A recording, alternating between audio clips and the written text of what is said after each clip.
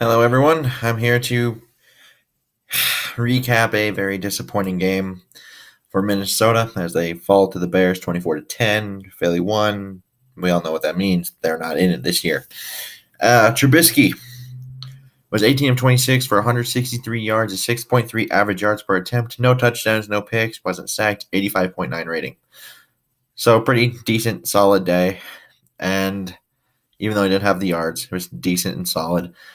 The real problem was right here.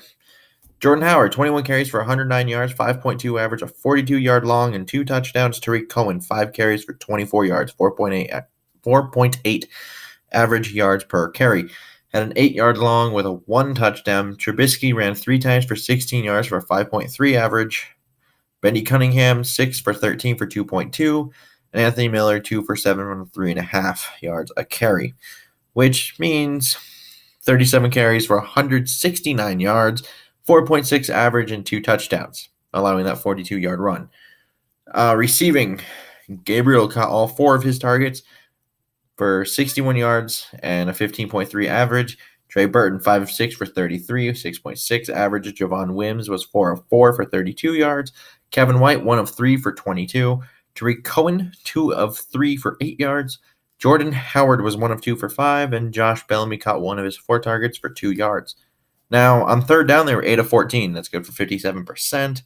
They were 3 for 3 in the red zone, 0 in the turnover margin, and a whopping 37 minutes and 8 seconds time of possession.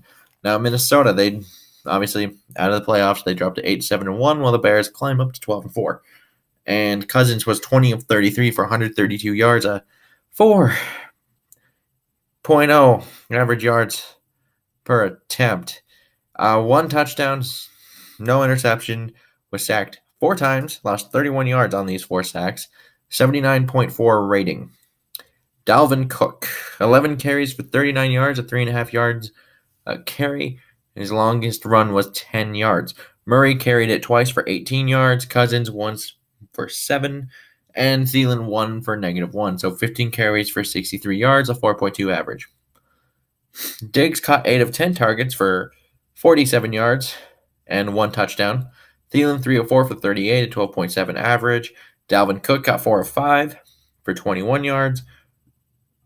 Rudolph got 4 of 5 for 19 yards. Treadwell 1 of 2 for 7. Robinson didn't catch 1 of his 4 targets. And Zylstra caught none of... He didn't catch his lone target. Now, Minnesota, 1 for 11 on third down. So it's a solid 9%. And they were 1 of 1 in the red zone, 0 in the turnover margin, and only held the ball for 22 minutes and 52 seconds. So now we come to a more, more depressing part of this video, where we get to talk about this. And offensively, nothing went well. Cousins played poorly overall. I thought the line played pretty horribly, especially the interior line, and they only generated 164 yards of offense. They couldn't convert on third downs, so they couldn't hold the ball. So the defense was out there getting tired. And the really only positive from this whole thing is there were no turnovers, I guess. That's the only positive thing I can come up with offensively. But outside of that, nothing went well. Nothing went their way. They didn't have a single play, really, where it was like, oh, this is what they're doing well. Because every time they drove down the field, it was because penalties were letting them do that. And it's not how you win games. You don't win games by penalties. I mean, sometimes you can, but it's more of a spot in the game kind of thing, not a whole game thing. And defensively, it was, I guess, what you would call an uncharacteristic performance because they couldn't stop the run, 4.6 yards a carry. Chicago had the ball for 61% of the game, and that's partly due to the offense, but at the same time, the defense had some of those penalties as well where, there was a roughing the passer pretty early, which I think led to the Taylor Gabriel 40-yard strike, and that was on third down. It was going to be not good. They were going to be punting, and all of a sudden, eh. They allowed 57% on third down and 3 for 3 in the red zone, which is very odd of this defense as well. Just pretty much nothing went well either on the offensive side or the defensive side. And the only real, I guess, spot that was good was the punter, oddly. Because Weil, he had himself a day. Matt Weil. 51.4 average yards per punt. He had 2 on the 20 and had a 65-yard long. It's pretty good. It's pretty good. Although, punting way too much. The offense should be better. And now we kind of have this fun little offseason of trying to point the finger blame game. Whether it's on Zimmer, it's on Cousins, it's on the offensive line. It's because they hired DeFilippo in the first place or they fired him too late. It's, we're going to hear a lot of this back and forth, whether it's between fans of the team or a fan of the team and not a fan of the team, media, all that sorts of stuff.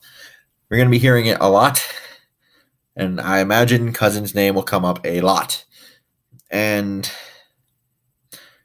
rightfully so, I think, in some cases. But he's not totally to blame. I think this goes down everyone. You don't drop from 13-3 to 8-7-1 based on one player. And I think it comes from coaching, players, performance, luck, the whole thing, all of it, injuries, all of it. And things went our way last year. Not so much this year. It happens. We don't like it, but it happens. And for the most part, I think things are unknown where this team stands and where they are going forward. Whether or not, Zimmer is on a hot seat or not a hot seat because of the 13-3 year, or if, maybe things are just getting a little tumultuous there and you start maybe having some disagreements with how the team is ran just because of how Zimmer is. He's a little hard sometimes, and it might be less willing to take the hard nature of him just because of, especially if they start off not so well next year. But I think bottom line is they are way too talented to not be in the playoffs, and it's totally unacceptable that we are even in this spot. And just because we have a team with these players, like we have Smith, who's arguably one of the best safeties in the league. Hunter had a career year.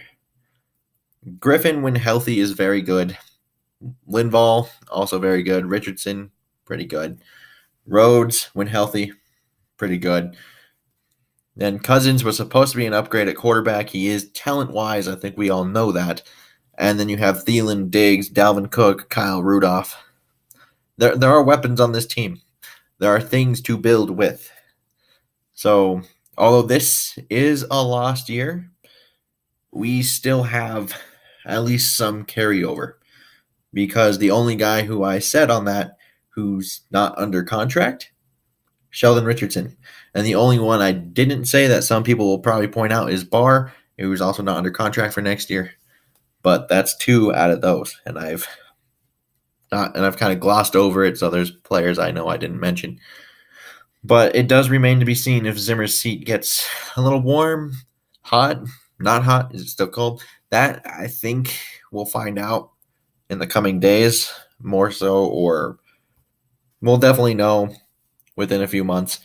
But I feel like it might be a little warm. I don't think it's scalding hot, but I do think it's shaping up for a make or break kind of year for next year.